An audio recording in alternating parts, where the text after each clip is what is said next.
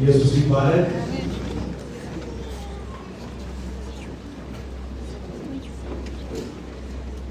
ዛሬ በዚህ ስፍራ ቆም ስለረዳኝ ኢየሱስን ሁሉ አስቀድሜ አመሰግነዋለሁ። በመቀጠል ደግሞ እግዚአብሔር ቃል እንዳካፍል የጋበዘኝ እግዚአብሔር ሰው የአዲስ አበባ ሰበካ ኃላፊ ሾተረፈ እግዚአብሔር ይስጥልኝ እላለሁ። ከኋላዬ ያሉ እጅግ የከበሩ የእውነትን ቃል በመመደብ ያሳደጉ መጋቢዎቼ፣ የቤተክርስቲያን መሪዎች፣ የቤተክርስቲያን ሽማግሌዎች ያለኝ ትልቅ ፍቅርና አክብሮት እገልጻለሁ። የተከበራችሁ አገልጋዮች፣ የተከበራችሁ እናቶች፣ አባቶች፣ ወጣቶች እንዲሁም በዚህ ወይ ተጋብዛችሁ ለመጣችሁ እንግዶች ሁሉ ሁላችን በጭብጨባ ሁላችሁም ያስባችሁ። ጌታ ኢየሱስ ይመስገን። ቀጥታ ወደ መልእክት እሄዳለሁ።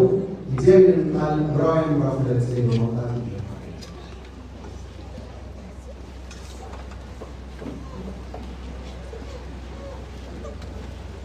ዕብራውያን ምዕራፍ 2 ከቁጥር 1 እስከ 4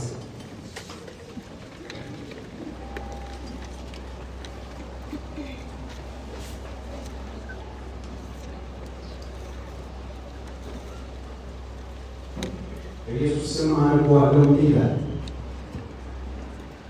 ስለዚህ ከሰማነው ነገር ምናልባት እንዳንወሰድ ለእርሱ አብልጠን ልንጠነቀቅ ያስፈልገናል። በመላእክት የተነገረው ቃል ጽኑ ከሆነ መተላለፍና አለመታዘዝም ሁሉ የጽድቅን ብድራት ከተቀበለ እኛስ እንዲህ ያለውን ታላቅ መዳን ቸል ብንለው እንዴት እናመልጣለን? ይህ በጌታ በመጀመሪያ የተነገረ ነበርና የሰሙትም ለእኛ አጸኑት። እግዚአብሔርም እርሱ ራሱ እንደፈቀደ በምልክትና በድንቅ ነገር በልዩ ልዩ ተአምራትም መንፈስ ቅዱስን በማደል አብሮ መሰከረለት።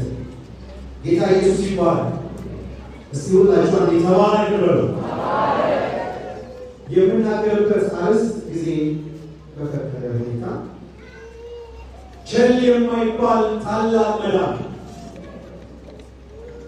አንዴ ላስቸግራችሁ ሁላችሁ ቸል የማይባል ታላቅ መዳን ነው። ሃሌሉያ! እስቲ ከፍ ባለ ድምፅ አንዴ ታላቅ መዳን። በዚህ ዓለም ጊዜያዊና አላፊ የሆኑ ነገሮች ትልቅ ትኩረት እየተሰጣቸው፣ ትልቅ ዋጋ እየተከፈለባቸው አላፊ እስከማይመስሉ ድረስ በሰዎች ልብ ትልቅ ስፍራ ሲይዙ እናያለን። በተቃራኒ ደግሞ ዘላለማዊ እና የማያልፍ የነፍስ መዳን ነገር ብዙ ትኩረት ሳይሰጠው ቸል ሲባል ይታያል። ብዙ ሰው ስለ ነፍሱ የማያስብ ብዙም የማይገደው ሆኖ ሲመላለስ እናያለን። ይሁን እንጂ ጊዜያዊውና አላፊው የሆነው የዚህ ዓለም ነገር ማለፉ አይቀርም። የማያልፈው ደግሞ ዘላለማዊ ሆኗል። እስቲ የማያልፈውን አግኝቻለሁ የምትለው አንዴ ሃሌሉያ!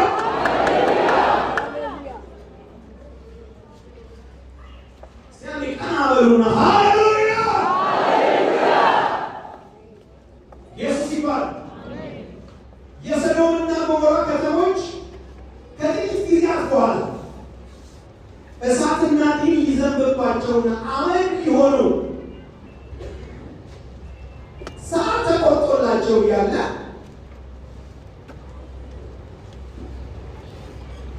ሊጠፉ እንደሆነ ማስጠንቀቂያ ተነግሯቸው ያለ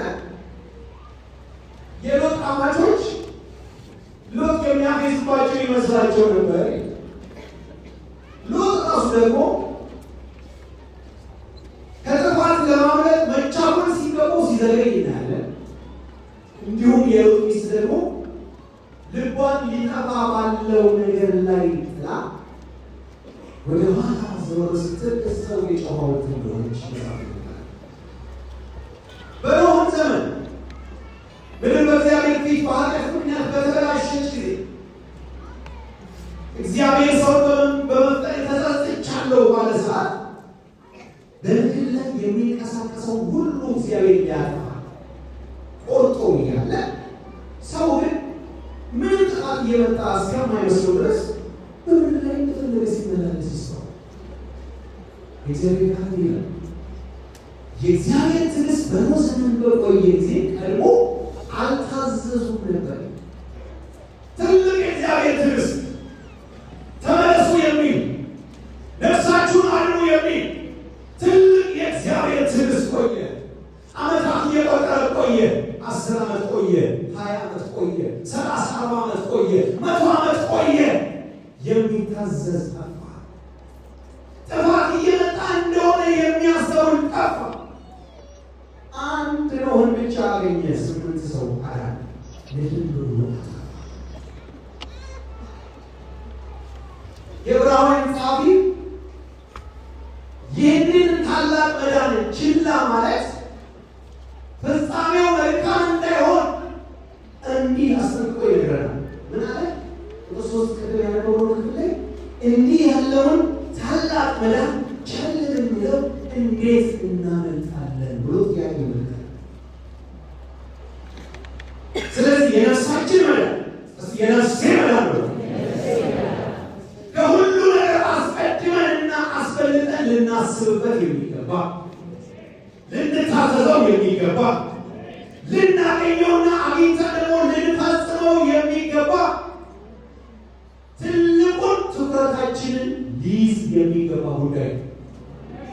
አንድ እጃችሁ ወደ ሰማይ ዘሩና ልባችን በተለያዩ አይነት ነገሮች ተይዘው ከሆነ እስቲ ስራቸውን ይልቀቁ። ታላቁ መዳን በልቤ ደስፎ ሃሌሉያ የነፍሴ መዳን ነገር በልቤ ትልቅ ሆኖ ይቀመጥ። ሃሌሉያ ሃሌሉያ። ወንድሞች እህቶች፣ በጉባኤያችን ያላችሁ ልጆች ከዚህ ታላቅ መዳን ውጪ ሌላ መዳኛ ነገር የለም። ከሚመጣው ፍርድ ማምለጫ ሌላ መንገድ የለም። ካገኘነው ከተሰጠን ከዚህ ታላቅ መዳን ውጪ ሌላ መዳን ተብሎ የሚባል ነገር የለም። አንድ ጊዜ ስለተሰጠን ታላቅ መዳን አለ። እግዚአብሔርን ቃል ያዕቆብ ምዕራፍ 1 ላይ እናነባለን። ፈጠን እላለሁ። ከቁጥር 8 እስከ 12 ጀምሮ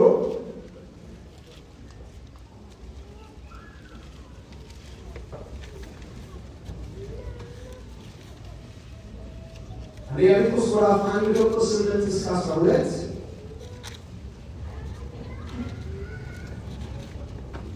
ይላል። እርሱንም ሳታዩት ትወዱታላችሁ። አሁንም ምንም ባታዩት በእርሱ አምናችሁ የእምነታችሁን ፍጻሜ እርሱም የነፍሳችሁን መዳን እየተቀበላችሁ በማይነገርና ክብር በሞላበት ሐሴት ደስ ይላችኋል። ለእናንተም ስለሚሰጠው ጸጋ ትንቢት የተናገሩት ነቢያት ስለዚህ መዳን ሰጥተው እየፈለጉ መረመሩ።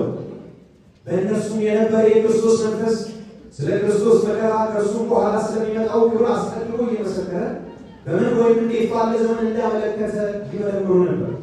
ለእነርሱም ከሰማይ በተላከ በመንፈስ ቅዱስ ወንጌልን የሰበኩላችሁ ሰዎች አሁን ባወሩላችሁ ነገር እናንተን እንጂ ራሳቸውን እንዳላገለገሉ ተለጠላችሁ። ይህ ነገር ምንድን ነው? የነፍስ መዳን። ይህንም ነገር መላእክቱ ሊመለከቱ ይመኛሉ። የነፍሳችን መዳን እህቶች፣ ወንድሞች ከመነገር የሚያልፍ ክብር የሞላበት ሐሴት ያለው በትልቅ ትጋት የሚፈለግ ቅዱሳን መላእክቱን ያስመኘ እጅግ የከበረ ነገር እንደሆነ የሚታያቸው። ሃሌሉያ። መዳኔ በእጅ የገባው መዳን ያገኘሁት የዘላለም መዳን እንዲህ የከበረ ከሰማይ ቅዱሳን መላእክቱ እንዲህ የተንሰፈሰፉ አቤት ይህንን መዳን ባገኘሁ፣ አቤት ይህ መዳን እኔ በደረሰ እያሉ ሊመለከቱ የሚመኙት የከበረ ነገር እጃችን ላይ ገብቶ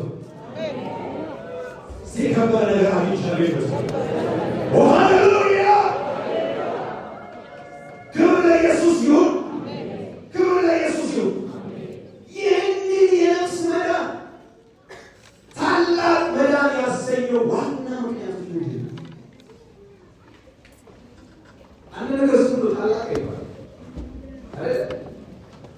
ታላቅ ይባል። ታላቅ የሚያሰኘው ነገር ሲኖር ነው ታላቅ ይባል። መዳናችን ታላቅ የሆነበት ምክንያት ምንድን ነው? አንደኛ ዘላለማዊነቱ ነው። ዘላለማዊነቱ ጊዜያት፣ ቀናት፣ ዓመታት የማይቆጠርበት ፍጻሜና ማለቂያ የሌለው ዘላለም የሆነ ሃሌሉያ ጊዜ ከዚህ እስከዚህ የማይባልበት ሃሌሉያ የዘላለም መዳን ያገኛችሁ ሃሌሉያ። ዕብራውያን 5:9 ለሚታዘዙለት ሁሉ የዘላለም መዳን ምክንያት ሆነላቸው። እስቲ ታዛችሁ፣ በወንጌል ታዛችሁ ሃሌሉያ ሞኝ ሆናችሁ ለቃሉ እሺ ብላችሁ ቃሉ አድርጉ የሚላችሁን ሁሉ አድርጋችሁ ታዛችሁ የዘላለም መዳን ያገኛችሁ አባሩትም ኢየሱስ ሃሌሉያ ሲማዶ ከፍቷል።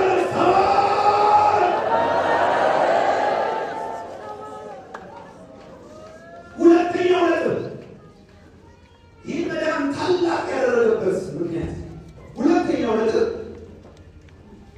ከአስከፊው ዘላለም ወደ መልካሙ ዘላለም መሻገር ነው።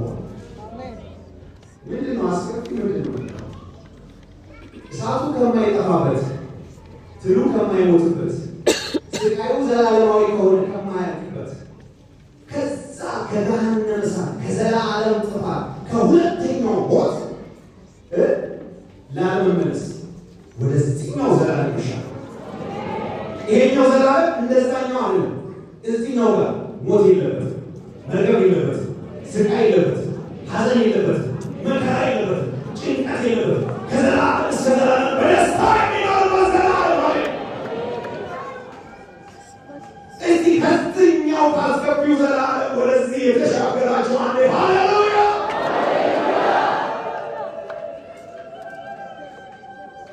ኢየሱስ ይባል።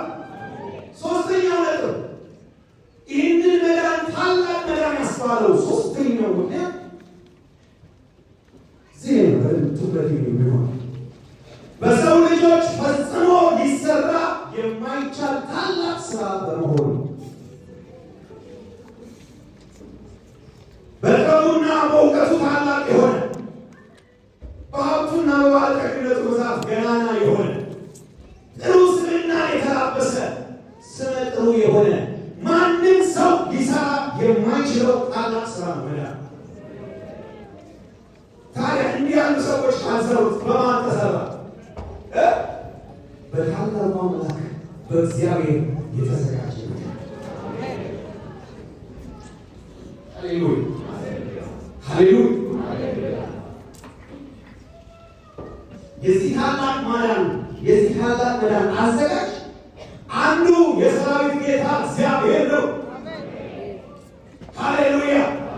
የነፍስን መዳን ያዘጋጀው ማን ነው? አንዱ የሰራዊት ጌታ እግዚአብሔር። እንዲህ በሉት እስኪ ያስባል። መዳን የሰጠኸኝ አንዱ የሰራዊት ጌታ እግዚአብሔር ነው። እኔ ያለማችሁን እያመሰገናችሁ እያከበራችሁ መዳን የሰጠኸኝ ሌላ አይደለም፣ አንተ አንዱ የሰራዊት ጌታ እግዚአብሔር ነው። ሃሌሉያ። ዓይኖቼ በሰዎች ሁሉ ፊት ያዘጋጀኸውን ማዳን አይተዋል። አዘጋጁ ማነው? እግዚአብሔር። ሃሌሉያ። ስለዚህ መዳን ኢሳይያስ በትንቢት ሲናገር ገና እኮ መዳን ገና ከ700 ዓመት በኋላ ሊሆን እያለ እዚህ ሩቅ ሆኖ ኢሳይያስ በመንፈስ እያለ ተናገረ። አክሊል ለበሰው ሙሽራ በጌጥ ሽልማቱ እንዳጌጠች ሙሽራ የማዳን ልብስ አልብሶኛል፣ የጽድቅ መጎናጸፊያ ደርቦ እያለ ነው። በእግዚአብሔር እጅ ደስ ይለኛል፣ ነፍሴ በመድኃኒቴ አምላክ ሐሴት ታደርጋለች። እዚህ እኛም እያየ እኛ የምናገኘውን መዳን ከሩቅ ሆኖ እየተሳለም እያየ እንዲህ ትንቢት ተናገረ። ኢሳይያስ እንኳ በመንፈስ እንዲህ ደስ ይለኛል ካለ እዚህ ቁጭ ብለው መዳንን ያገኙ እንዴት ደስ ይላቸው? ትንቢት የተናገረው ታላቅ መዳን የደረሳቸው ማለት ዛሬ የገባው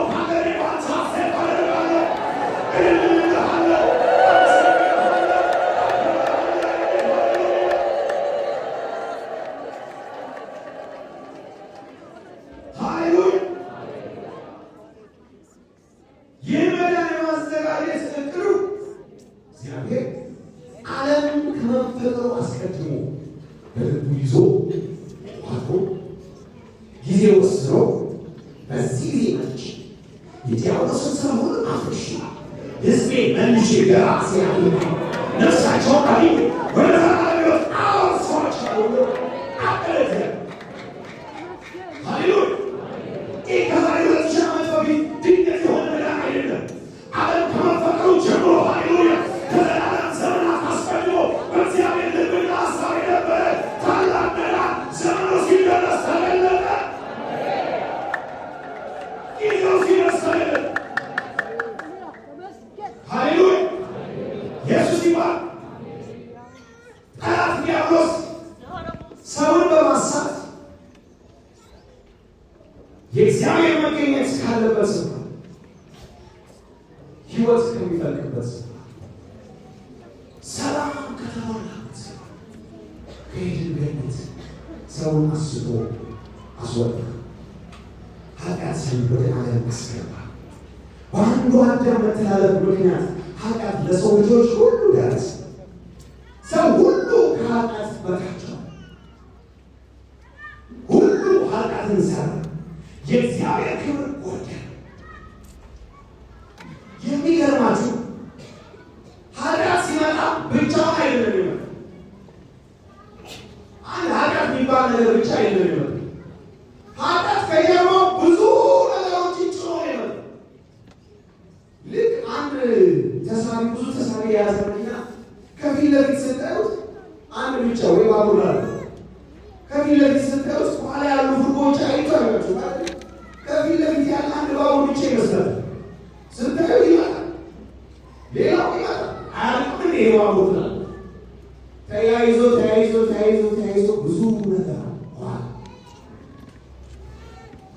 ኃጢአት ወደ ዓለም ሲገባ በኃጢአት ምክንያት ሞት መጣ፣ መርገም መጣ፣ ስቃይ መጣ፣ ድካም መጣ፣ መቅበዝበዝ መጣ፣ ሐዘን መጣ፣ ጭንቅና ጨለማ መጣ፣ ጉስቁልና መጣ። ከሰው ዘንድ መልካም ማድረግ ጠፋ። ሰው ለከንቱነት ተገዛ፣ ለርኩሰትና ለዓመፅ ባሪያ ሆነ። ለማይረባ አእምሮ ሰው አልፎ ተሰጠ።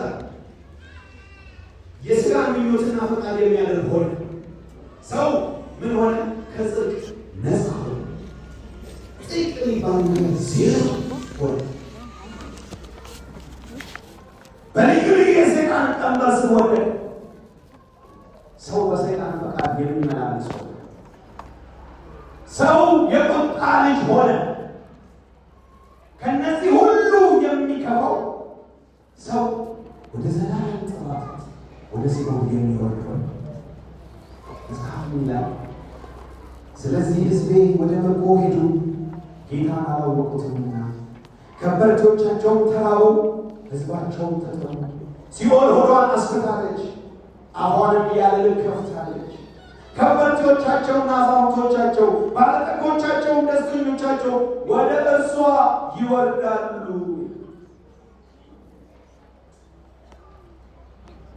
እንዲህ ለዘመናት የሰውን ልጆች ሲገዛ የነበረ ከጽድቅ ነፃ አድርጎ በሰው ልጆች ላይ ሲጫወት ቀንበር ሲያኖር የነበረ ጠላት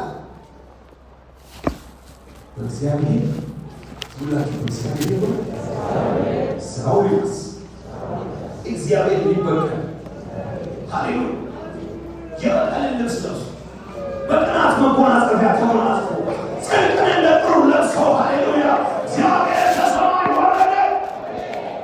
ሃሌሉያ እግዚአብሔር እርሱ የፈጠረው ሕዝቡ እንዲህ ሲሆንበት የጠላት መጫወቻ ሲሆንበት ጸጥ ብሎ መመልከት አላስቻለም።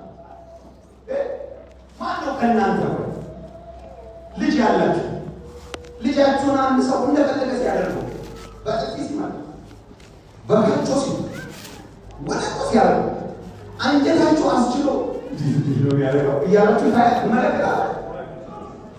ትመለከታለን። ልጅ ወለደ አይገባችሁ። እንዴት ልጅ ትነካለህ? እንኳን እንደዛ ማድረግ ይቅርና አንችም ቃል ሲያወጣ እንኳን መንፈሳችን ወጥ እግዚአብሔር ሃሌሉያ ሃሌሉያ በአምሳሉ የፈጠረው ሰው ክብር የሆነው ሰው እንዲህ የጠላት መጫወቻ ሆኖ ሲሆን ከሰይጣን ቀንበር በታች ሲሆን እያየ ዝም ማለት አላስቻለም። ወረደ ሃሌሉያ ጽድቅ ለብሶ ወረደ። በቅናት መጎናጸፊያ ወረደ። የበቀል ልብስ ለበሰና እግዚአብሔር በሥጋ ተገልጦለታል። ሃሌሉያ ታላቅ የምስራች ለምድር ሁሉ እግዚአብሔር ሲሆናችሁ እግዚአብሔር በሥጋ ተገለጠ። ሃሌሉያ ሃሌሉያ እዛ ሰው ላይ የጫነውን ቀንበር በሙሉ የዲያብሎስን ቀንበር ያስጨናቅሉ ዘንድ ሰጠ። ሸክም ወደዛ አላቀ። ከሰው ላይ ያለውን ጠላት የተበተበውን በሙሉ ኮተቱን በሙሉ አስቀንጥሮ ወስዶ ወደዛ ቃልና ሰው ነፃ ወጣ። ሃሌሉያ ሃሌሉያ ልክ ያው እንስሶች ላይ ትልቅ ጭነት ጭናችሁ እያሉ እንደምን ብለው ያንን ሸክም የሆነ ቦታ ላይ ካደረሱ በኋላ ከላያቸው ላይ የተጫናቸው ሸክም እንዲያጎበጣቸውን ሸክም እንዲህ ሲያረግፉ እንዲህ ቀና ይላል። ሃሌሉያ እኛም ቀና ይላል። ሃሌሉያ ሃሌሉያ በላያችን የነበረ የዲያብሎስ ቀንበር በሙሉ በእግዚአብሔር ክንድ በሥጋው ሰውነት ከእኛ ላይ ተሰበረ።